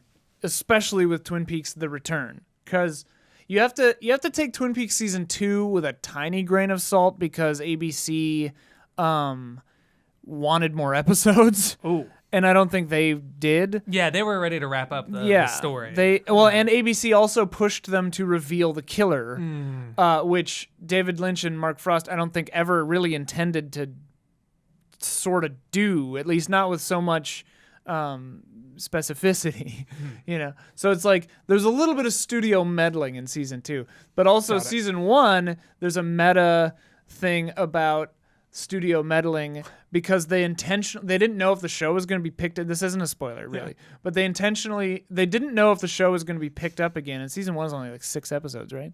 I can't remember So how long yeah, I it is. think it's like Shorter, 6 or though. 8 or something. I think it's 6, but they didn't know if it was going to be picked back up, so they intentionally packed the last episode of season 1 with so many cliffhangers that they were like daring them not to pick the show back up. That's It hilarious. was so funny. It's like absurd. It's like the funny. end of a lost episode, but yeah, Like 12 9 of times them in a are row. in 12 in of a them. single episode. That's Yeah, so it's like, and it's like funny. making fun of soap operas and stuff because it's just like every kind of dumb cliffhanger twist, like That's so shock you perfect. could think of is in there. It's so funny. So But yeah. which of the David Lynch movies you said you saw? I've seen Mulholland Drive, Eraserhead, Blue Velvet, and Mulholland. The You'd first- All love- in you'd like college, Lost and Highway. I barely remember him. I remember watching Eraserhead and literally being so confused. Yeah. I remember Eraserhead ended, and it felt like I didn't even watch anything because I didn't know what the hell was going on. You've seen Mulholland Drive, right? Yeah. Yeah. You'd like Lost Highway. Lost Pullman, Highway right? is Bill rough. Pullman? Lost Lost Highway's Highway intense. is rough. Yeah. I revisited that, and it was. I haven't seen it in a was long time. very bleak. I watched it when I was like a teenager. Yeah, me too. And I liked rough shit. when Loved I it. was a teenager. Yeah, I was like, yeah. the more depressing and Yeah. awful, Give me the a better. Requiem for a Dream. Yeah, exactly. Yeah. Or like Man Yeah. Bites Dog, Yeah, or yeah. Happiness, all that stuff. I was like, Are we yeah. the same person? Like I had all those. Yeah, I did too. Lost Highway is definitely his bleakest and most violent, but it's creepy. It's got the guy from In Cold Blood. What's his name? The dude with the weird like pale makeup. guy who, Yeah. Unfortunately, I So think terrifying. had some legal trouble for potentially Murder, murdering dude, someone in yeah. real life. It's- But he's what's super his name? creepy in this movie. Yeah, It's yeah. I don't want to make too bold of a no, statement. no, but yeah, yeah, no, yeah, Jeez. no. What's Straight his up, name? He's I from In forget. Cold Blood. But anyway, And he's super in creepy. he's in Money Train as well. Yeah, he with, makes phone calls to Bill Pullman. He's like, "I'm in your house Yeah. right now," and it's like it's so terrifying. It's terrifying. What's his Have name? you seen Cachet, the Michael Haneke movie? No, One of my I favorite want to, movies of all yeah. time, but it has a similar, like, I just mailed you a VHS tape of your own house kind of a thing going on. It's so awesome. Yeah. Cachet. It's one of my favorite movies. Lost Highway. I know his name, dude. I know it. And Bill Pullman's great. Bill His- Pullman's amazing. He just acts confused, Yeah. like you should be if you're in a David Lynch movie. You should be confused. The problem is I don't know what the character's I know name his name, is. dude. If you show me his name, I'll know it instantly. This is fascinating viewing. We're running down the clock. here. Robert Blake, probably. That's it. Robert Yeah. Blake, it's Robert Robert Blake. Blake. It's Robert Blake. Yeah, Oh, Mystery Man. super I creepy. saw Mystery Man. and I was Even like, probably creepier him. watching it again now, knowing what happened Yeah. with that fella potentially in real life. Seriously. Yeah. Lost Highway, apparently his last actor credit. There it is. Legal trouble, dude. Yep. 97. I will say, as someone, David Lynch is right up there for me for favorite directors, but he's someone who I disagree with and get pissed off with a lot. Like, he works with explosive material. Yeah. And sometimes it doesn't always cook the right way. Like what? Lost Highway, for example. I kind of and Wild at Heart. That was something I loved. Wild as a at Heart, kid. It's so funny, and then I go Yeah. back now and it just feels so cynical. I watched it. I watched it in college, and I think I was in the wrong headspace or something because I only watched like half of it, and I haven't finished it still. It's got some big laughs, but it's got some like really crass violence in a way that just feels cruel and inhumane. And I think that's Yeah. what happens if you're doing the stuff Lynch does. If you drop the ball with it, it just feels bad. Well, and that Yeah. like one questions like how into it Isabella Rossellini was in Blue Velvet, and it's like, I don't know, she doesn't seem mad at him. Like, They were dating. During, Yeah. either during that It's- movie or at the end of the movie. Yeah. so it's like, yeah, he's got this weird energy that like, yeah, he's one of those guys. I don't know. But I think They're that's always going to okay. be controversial Yeah. artists. Art is. But at least he's controversial for like the right reason. Like Yeah. he's controversial because his art is challenging. Yeah. Instead of like, by and large, he's not like doing weird stuff in real life that I'm aware of. Like he didn't get Me Too'd or anything that I'm aware of.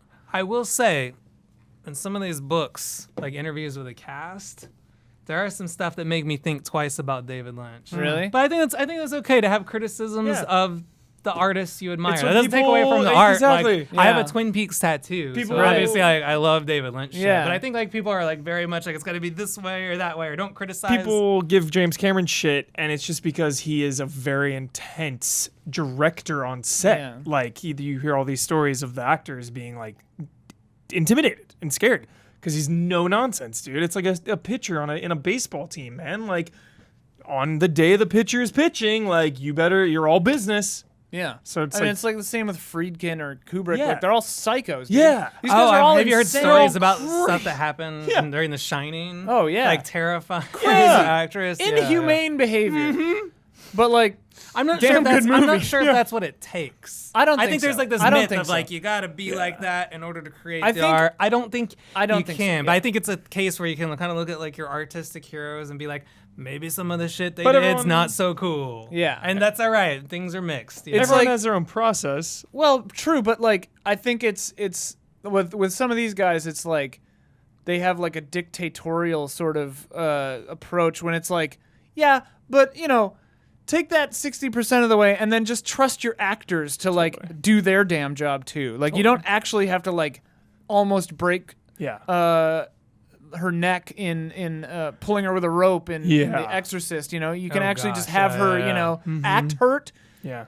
mean, I will it's- say most people almost unanimously say they love working with him, and that's a nice, Yeah. friendly environment on David I mean, Lynch's he's sets. yeah. I think that's what they've all said. Like, is that it's always very friendly and open, and yeah. So that's the thing that I look to is like, okay, he's dealing with dark shit, but everyone's laughing all the time. Sounds It's like a okay. Guillermo production. Yeah, I will say this though: if you've had some dark shit in your life, you can find a home in some of David Oh, Lynch's yeah. stuff. In terms of like, oh, you'll feel seen. Yeah. Like something horrible that's maybe happened to you, or you've gone through something rough, and to see that kind of weird, surreal, violent way life can be portrayed accurately. There's something uncanny in No Country for Old Men, which I hear you talk about a lot, where there will be little details about the violence where you're like, oh, that kind of feels real, how that Yeah. might have actually played Yeah. out. David Lynch is an expert at that. There will just be something odd in the scene. Someone will get shot to death, but they won't fall down. They'll kind of be standing up, shaking. yeah. Even though they're dead. And they have like all I these think about the weird little table in details. Lost Highway, like the edge of the Yeah, coffee yeah. table. It's just like sticks with me forever. Or just like horrific abusive families and stuff. If you've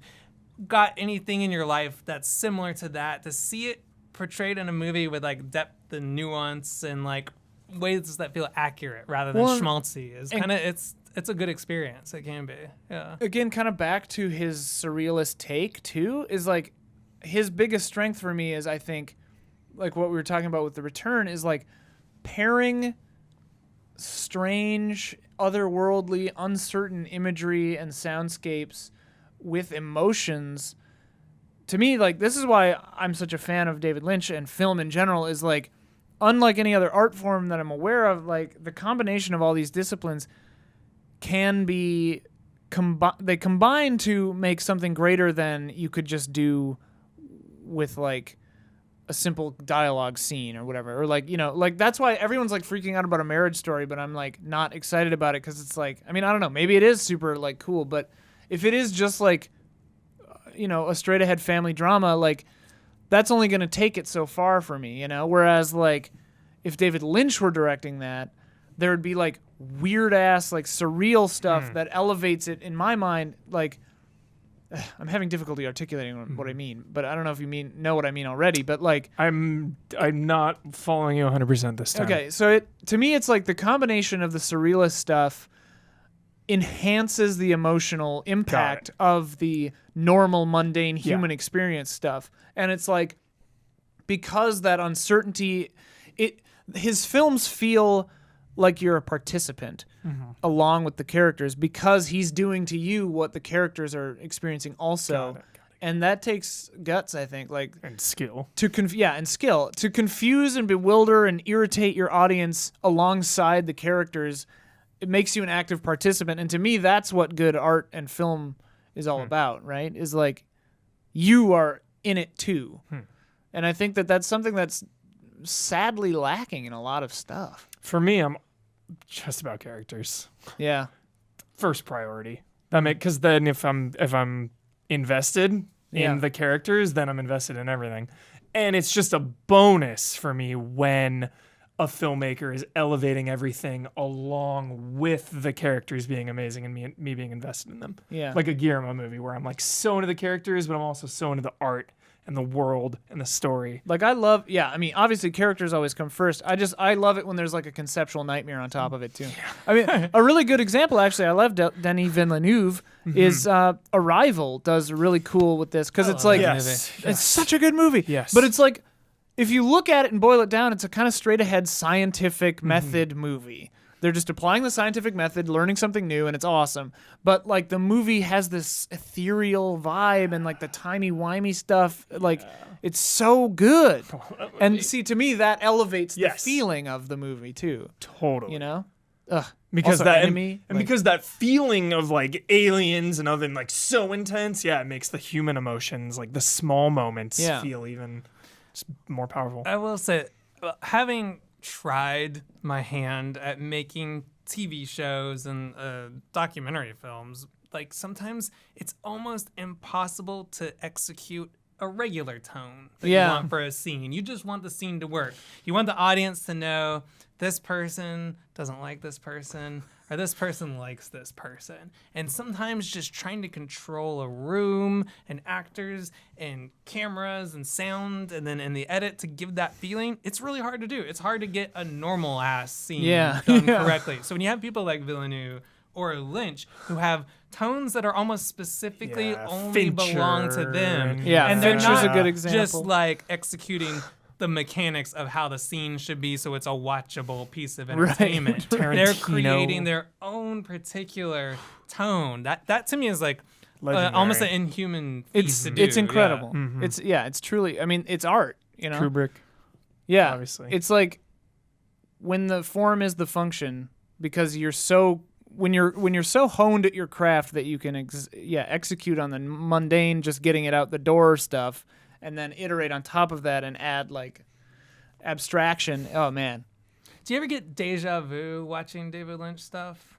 I've seen most of them, but so I get the same kind of physical feeling that deja vu gives me in real life. Like, what is this? What am I remembering right now? Yeah. This feels like I'm remembering something. And it kind of like almost like goosebumps. Yeah. But I feel like that's what his movies make me feel like. It's like I'm having deja vu about something. And I'm like, what is it? What am I supposed to remember? Well, and there are a few, because I mean, his stuff feels like a dream so specifically a lot of the time. And I think like Inland Empire comes to my mind, which I asked the patrons what they think the single scariest shot in a David Lynch work is, and I got actually surprising answers. Nobody said the one I thought of, which is in Inland Empire. There are two. There's the one where she kind of like runs at the camera and she just looks crazed. This is Laura Dern.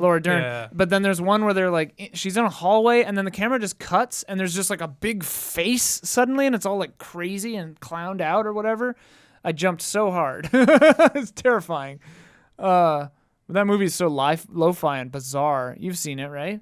I haven't. I was going to watch it on a recent plane flight. Oh, wow. That would be... Oh, yeah, you tweeted about that. Failed, yeah. But maybe it was for the best. I didn't want to freak out the person sitting next to me. Yeah, that'd be a weird one. Yeah. I said yes, ironically, thinking you'd already seen it. But, but yeah, dude, Inland Empire is so weird. And that was in his weird, like, I love DV cameras and autofocus phase. Yeah, I remember before he made that movie, I went to see him talk at a blue velvet screen, and he said, "Film is a dinosaur. Yeah, it's dead, like the dodo, or something like that." Yeah, and then he wanted to do all digital shit. All digital, all autofocus. I had that same feeling. I had that same feeling you did, because it's weird though. Yeah. 70mm, once upon a time in Hollywood. Did you see The Master on 70mm? Yes, that was an experience. Yes, I love that shit. Anytime I have the chance, I try to strike. I went and saw Lawrence of Arabia in 70, and that was amazing, dude. Yeah. First time I'd ever seen it too. I just like the little kid. Audience. I love how they call him Lawrence. It's weird though because like while I'm with you, like I love deep, rich colors, and good cinematography. It's such a treat. But like, and we live in LA. We're so fortunate, right? We have the chance. Yeah. But Inland Empire, weirdly, it works. Yeah. Because it was his. Like it's kind a of choice. Into it, yeah. As opposed for sure. to like this is what I'm stuck with. Yeah. He was doing it on purpose, and it's awesome. Yeah. Have either of you seen? Oh yeah, we talked about Under the Silver Lake already. Yeah. Oh yeah, you're like friend made it. Yeah. I hate you. I forgot that I hate you. Why do you hate me? He's a nice dude. I'm jealous. We'll hang out. Okay. We'll go play Gauntlet together. Oh my We have God. a tradition of playing Gauntlet. That's so you can so be our funny. third. You can be our wizard. Great. I Yeah. always play the wizard. And you can be the knight with an axe or whoever you like in Gauntlet. We'll go shoot a special. Yeah. The dwarf. Playing One of us, playing plus, Gauntlet. yeah, David, Have him yeah. come in and we'll stream Gauntlet together, and I'll suck at it. Anyway, I don't know why I thought of Under the Silver Lake suddenly, but it has good. It's good. It's like Inland Empire, There's a but with good Lynchian cinematography. lineage. Yeah. Lynchian lineage. Whatever. Oh, speaking of Lynchian lineage, though, his shit doesn't come from nowhere.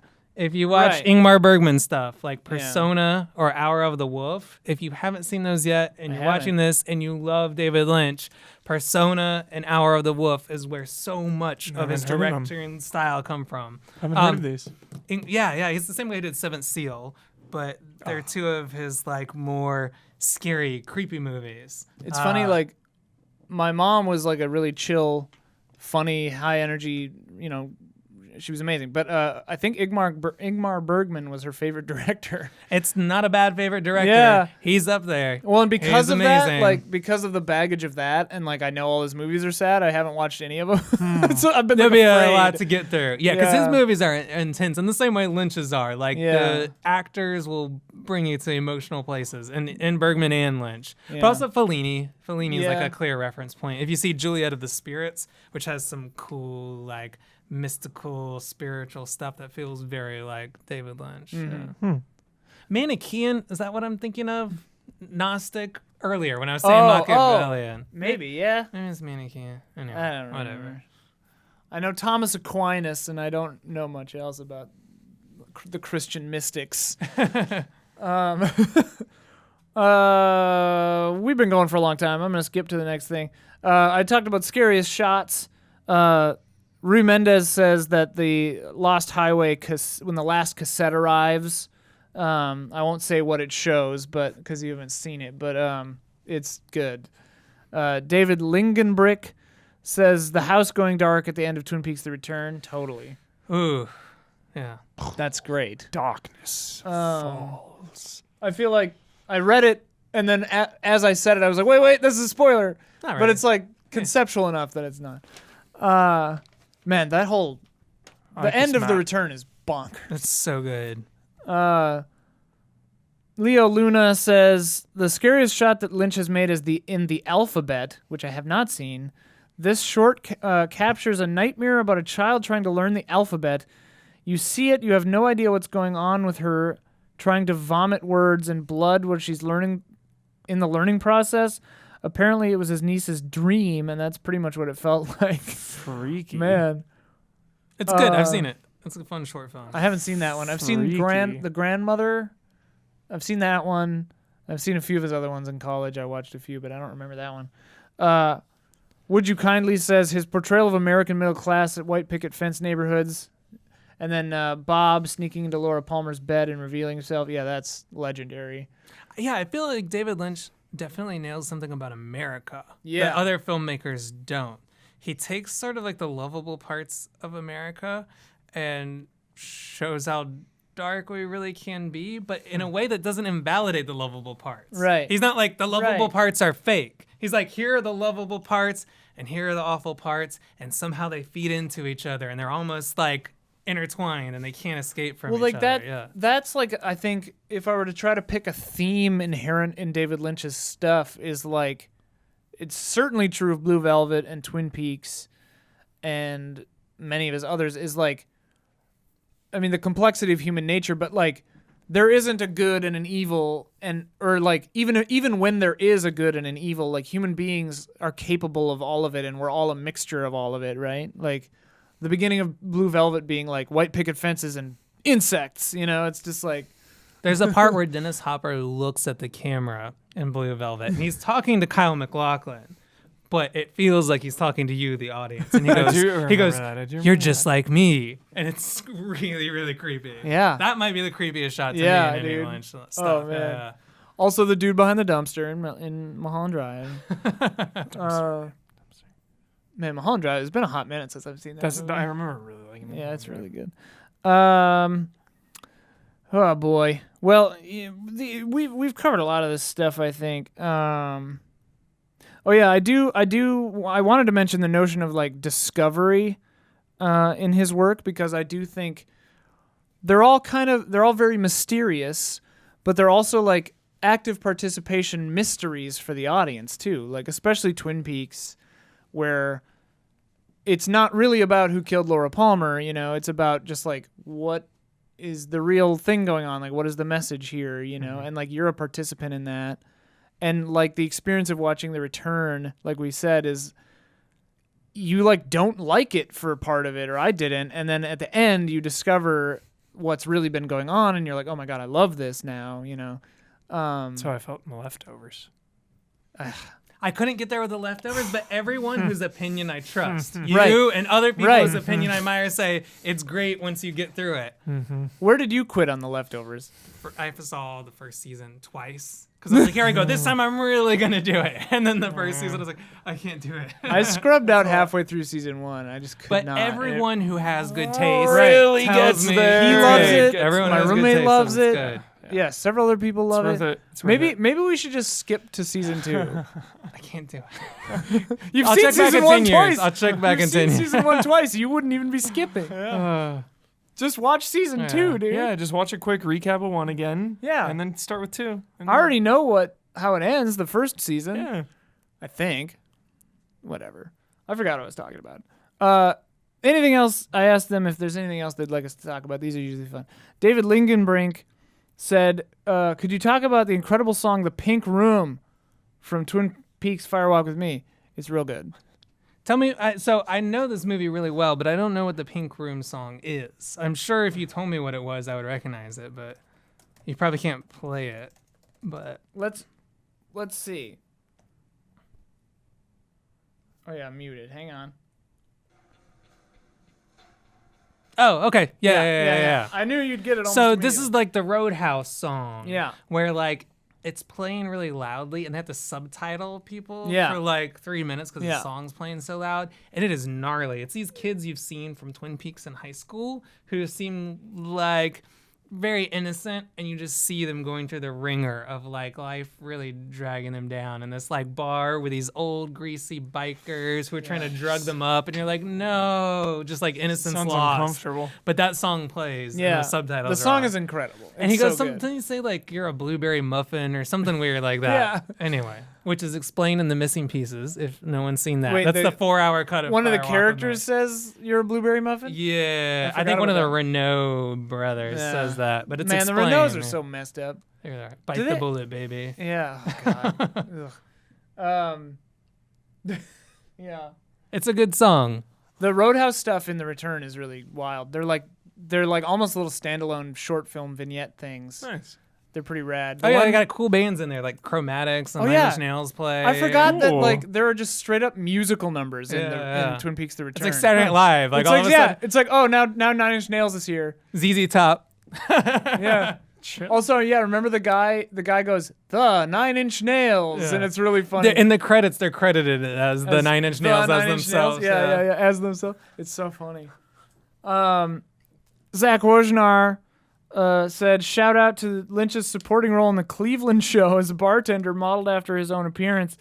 The image of his character sitting behind a drum set was their cell phone's wallpaper for many years. Apparently, they also added that Lynch was apparently George Lucas's first choice to direct Return of the Jedi. I wonder how that would have turned out. I bet that would have seen a lot more. We would have seen more of that scary cave on Dagobah. I never knew that. Which planet's Dagobah? Is that a It's the planet? Yoda one. Okay. Where Yoda is. Oh, that's my favorite. He does planet. the cave and then So he cool. sees the face. Now I know the name. Nice. Run to Dagobah, run to Dagobah. Remember that old early internet rap song? Yoda, why you be a player hater? No. Oh my God, you don't Oh, know that's this? like lip. it's crazy it's lip before everything. syncer. No, it's like a cartoon. No. I'm your father. I'm your father. Never I'm your heard this. You've never seen this? Never. I don't know this. Oh either. my God! It's like internet Internet first royalty. couple of years of the internet. That's awesome. It's on like whatever, like E-Bombs World or E-Bombs one World, of the Homestar Runner kind of generation. Anyway, whatever. Morgan Mahala, Patriot check. Patriot check. No. Same spot. All right. Sorry. Eric Sayor. I know this guy, Eric. You do? Well, I was on his podcast. We're Hi. internet What's up, buddies. Eric? Awesome. Eric, hey. Hey. He's got a Los Hero podcast. Los Heros. Hope I pronounced it right. Anyway. Oh. Cool movie podcast. Sick. I know that dude. They mentioned David Lynch's quinoa tutorial, and it's a real work of art. I had never heard of this. It's good. It's funny. You've seen it? Yeah, he talks about cooking quinoa, and he's just David Lynch. And if you like his weird personality and his eccentric timing, Yeah. that's all in that. Yeah, He all in definitely that has video. weird timing. Yeah, I need to watch I'd look this. it up. It's funny. I need to if you watch want to this. laugh. Have you seen his PlayStation commercial? Ryan Stevens showed Yeah, it to me. yeah. Yeah. It has kind of that early Apple computer where they throw the hammer through the screen or whatever. It feels kind of like that, black and white, like steam everywhere. It's like Brazil, very Brazil. The movie, not the nation. Dustin Stroop says, or Strope, I have never watched anything by David Lynch. Where should I start? This was interesting to me Ooh. because I don't know where the best starting point Probably is. Mulholland Drive. Mulholland Drive. Mulholland Drive's gonna Or Blue ease you Velvet. into it. But Blue I'm- Velvet don't watch with the parents around. I'm Yeah. always one to go chronologically through directors. That's how I have always and start will with always do it. Eraserhead. Starting with which Yeah, is Eraserhead. that's what I did, and That's I was what I like, did "What? too. What?" I think that's what. Actually, no. I had the watched opposite Highway, reaction maybe. where I was like, "Cool, I'm in." Yeah. I did start with Eraserhead. Here's why I hesitate with recommending Eraserhead first is just because it's so lo-fi that like if you're turned off by like low like 16 millimeter or whatever like older film stuff like that, if you don't like that kind of aesthetic, it might give you the wrong impression for the rest of his work. True. If that makes sense. Yeah. The good thing about it though is it's like 90 minutes. It's short. You get the hell in and out. Yeah. This is an odd recommendation, but I would say start with the pilot of Twin Peaks. Yeah. It's kind Yeah. of self-contained. It's like 90 minutes also, I think. Yeah. And it feels like a conventional murder mystery, but it Yeah. starts to push at the edge of it with weird characters and little doses of surrealism, but it gives you some grounding where you're not just in the deep end of the weird shit. Right. You just get like a taste of it. Yeah. I think season 1, of Twin Peaks might be the best But place. even to just the start. first episode. Yeah. The first episode will give you a hint of Yeah. what you're in for. And Yeah. if you like that, great. If you don't, it only gets worse from there. Yeah. It only gets weirder and rougher. And, Yeah. But it's a good get your bearings. Yeah. Kind of. Yeah. Twin Peaks pilot, Blue Velvet, or Mulholland Drive can't really go wrong, I'd say. Yeah. Yeah. Yeah, Mulholland I'm Drive is like not. structurally weirder than those other two. Blue Velvet is like Blue Velvet's linear. a hard R. It's a hard R, but It's it's a hard linear. R, yeah. It's like a straightforward story. Blue Velvet's like a small town and the seamy underbelly, and Kyle MacLachlan's an innocent kid who Yeah. like gets involved in some weird stuff through his curiosity, and Dennis Hopper is a madman. It's the quintessential Dennis Dennis Hopper, Hopper role. madman, Unhinged, unhinged, dude. yeah. Yes. David Lynch No said hinges. that Dennis Hopper told him he had to play that character because that's who he was. He's like, Yeah. I'm this character, and David Lynch says it's great for the movie, but maybe not so Yeah, great for not Dennis so Hopper great in real if You're life. Frank Booth, yeah. Yeah, you don't want to be Frank Booth. Blue Velvet feels like movie history though. Like The Yeah. Shining feels like movie Yeah. history. When you're watching Blue Velvet, you're like, okay, Like if you were if the opposite or like dark twin of this question is like if you could only watch one David Lynch thing, and meaning like not the entirety of Twin Peaks, it would have to be like one episode. If it were one episode of Twin Peaks, I'd say episode 8 of The Return, which is that one that's mostly in the 50s and all black and white, and has the like this is the bomb water, in this the is middle. the well, Yeah, full into sin. yeah, Yeah. when she eats that frog. I'd say that one. But if you could only watch one movie, I'd say Blue Velvet, maybe.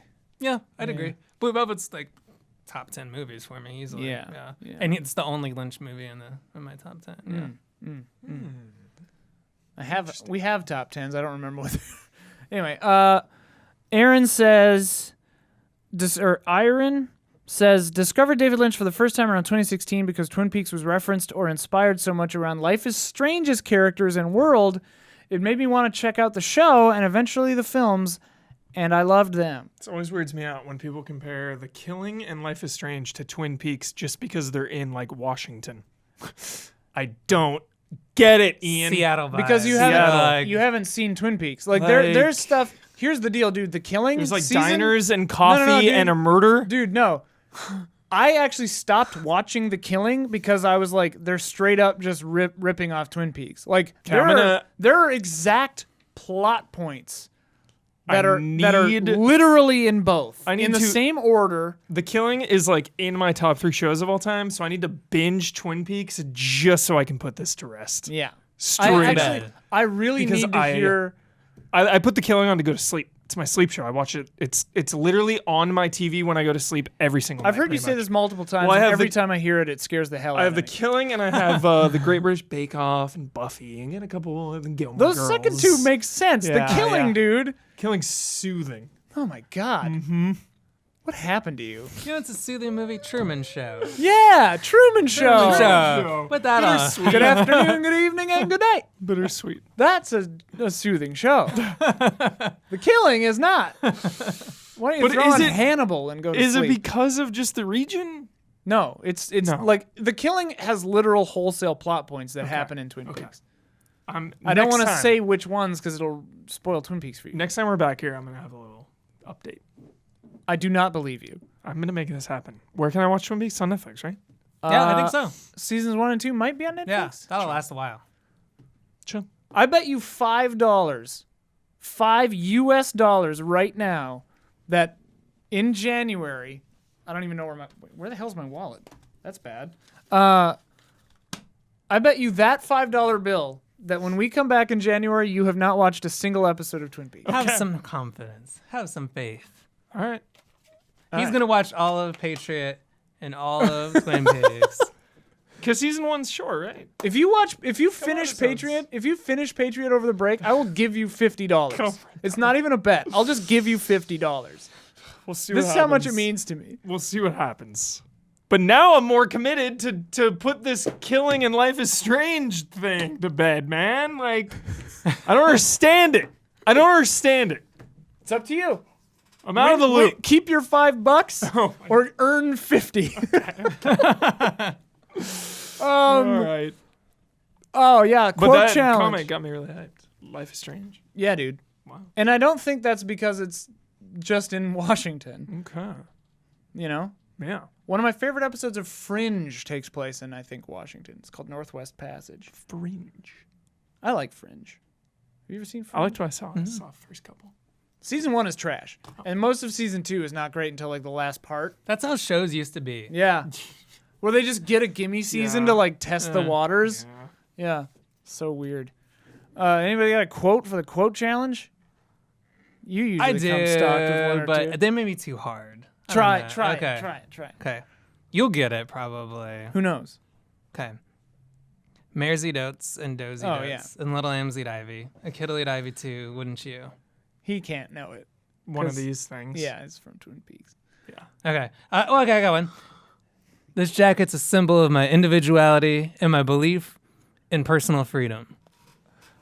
Wolf of Wall Street. I mean, it sounds like it's from a Lynch thing. It sounds like something James would say, or is that? It's not also Twin Peaks. Is it Blue Velvet? Nick Cage and Wild at Heart. Oh, okay. It's when he's got his like, little heavy metal leopard skin. Was it like snakeskin jacket? Yeah, snakeskin jacket. Yeah. Yeah, I've only seen half of it. That movie's hilarious. I gotta finish it. It's just too cynical. Oh, here we go. He's holding me back. That's it? He's holding me back. I don't know. Are you thinking of another example? Yeah, I'm trying to get another one. From the same movie? Yeah, this one will give it away. This is just a dead giveaway. I hate sand. It gets everywhere. It's coarse. Something like that. I know it.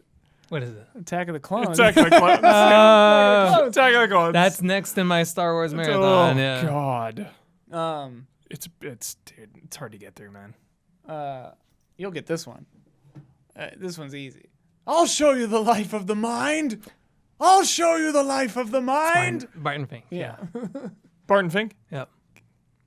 That is such a. You were talking about cinematography. Yeah, I need As to far watch as Martin favorite Oh my shots God. in movies, the Oh my last God. shot Yeah. of that movie. Yeah. Which is maybe a spoiler, even though nothing happens in it. The Yeah. last shot. It's the kinda last a shot of that spoiler, movie yeah. is like the Is point that of the whole literally movie. the last shot?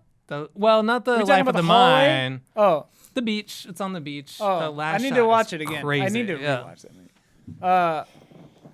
All right. Here's one that you would know. He was carrying fire in a horn like they used to do. And I knew, what was it? And I knew something about and I knew that wherever that path led, he would be up there waiting for me. Then I woke up. The Revenant. No Country for Old Men. I was gonna say. I had a that feeling too. that was that. Damn yeah. it! I was gonna say that. It's the last line of the movie. Nice. Then I woke up. I think that's the last line of the movie. Oh God, that movie's perfect. Can't help but wonder how they would have operated in these times. Dude, that movie's 10. Yeah. Anyway, that was another longer one. Thank you very much for coming on. Whatever the show is called, Reaction Shots. I love coming here. I love You guys have a good Love show. having, love having you. It's I love always having fun. you here. Well, because you bring an air of legitimacy to this sort of thing. 'Cause I you know doubt what you're talking that. about. You guys know much more about movies than I do. I That's just not have true. read every single thing about Twin Peaks. Yeah. That's it. So there Is you it go. Twin Peaks or Twin Peaks? Twin Peaks. Twin Peaks. Twin Peaks. Twin yeah. Peaks. Twin Peaks. Yeah. Said it too many times. Yeah. Twin And Peaks. I lost my way. Though there's Twin like a Peaks. weird. That's like a weird way to go out the show. We just keep chaining Twin it Peaks. until we shrink away into a little What was dot. that? What was that game? Oh yeah, Code Vein. Code Vein. There when Yeah. it first came out, Code everyone was Vein. saying Code Vein, and then all of a sudden now they're all saying Code Vein, Code Vein. and I'm just like, what the hell? Code When did Vein. that change like happen? Whole Foods. Yeah, Code Vein. I don't mean Whole what- Foods. Yeah. Whole. Mac and cheese. I had an ex-girlfriend that said mac and cheese instead of loved the mac and cheese, yeah. cheese. I don't want you to lose this. Oh, thank you. I think it's cool. I really like that map. Okay, Have bye. a good night. Oh yeah, wait. Patreon.com/EasyAllies. Join the $7 and up tier. You can be in the movie fan club, the movie tier, and I'll write down all of your comments, fully intending on saying all of them, and then we'll get to about 7 of them. It's a lot of fun. Sounds like a deal. Yeah, it's a Sign great. me up. It's a great deal. No, but they have a fun conversation sometimes in the comments. Oh, they're together, cool. We and read it's- them yeah. all. Oh, Even yeah. if they don't We come read out on them the all. air. Yeah. Yeah, I've read them all, and they're all really good. And also, like, you guys keep me honest and remind me of things that I might overlook, and inspire me. And they're fun, cool people. Yeah. Yeah. I gotta go find my wallet. See you guys later. Bye. Woo-wee! I forgot to do the shout outs. We have a new tier on patreon.com/easyallies at the $2.50 level called shout outs. And these people get shout outs. So here they are, shout outs for December 2019. L. Thanis, Greg the Dark Knight Kettering, Caleb Togi Crawford, Will Schmuck, and FantasyCritic.games. Thank you all. Shout out. Okay, bye.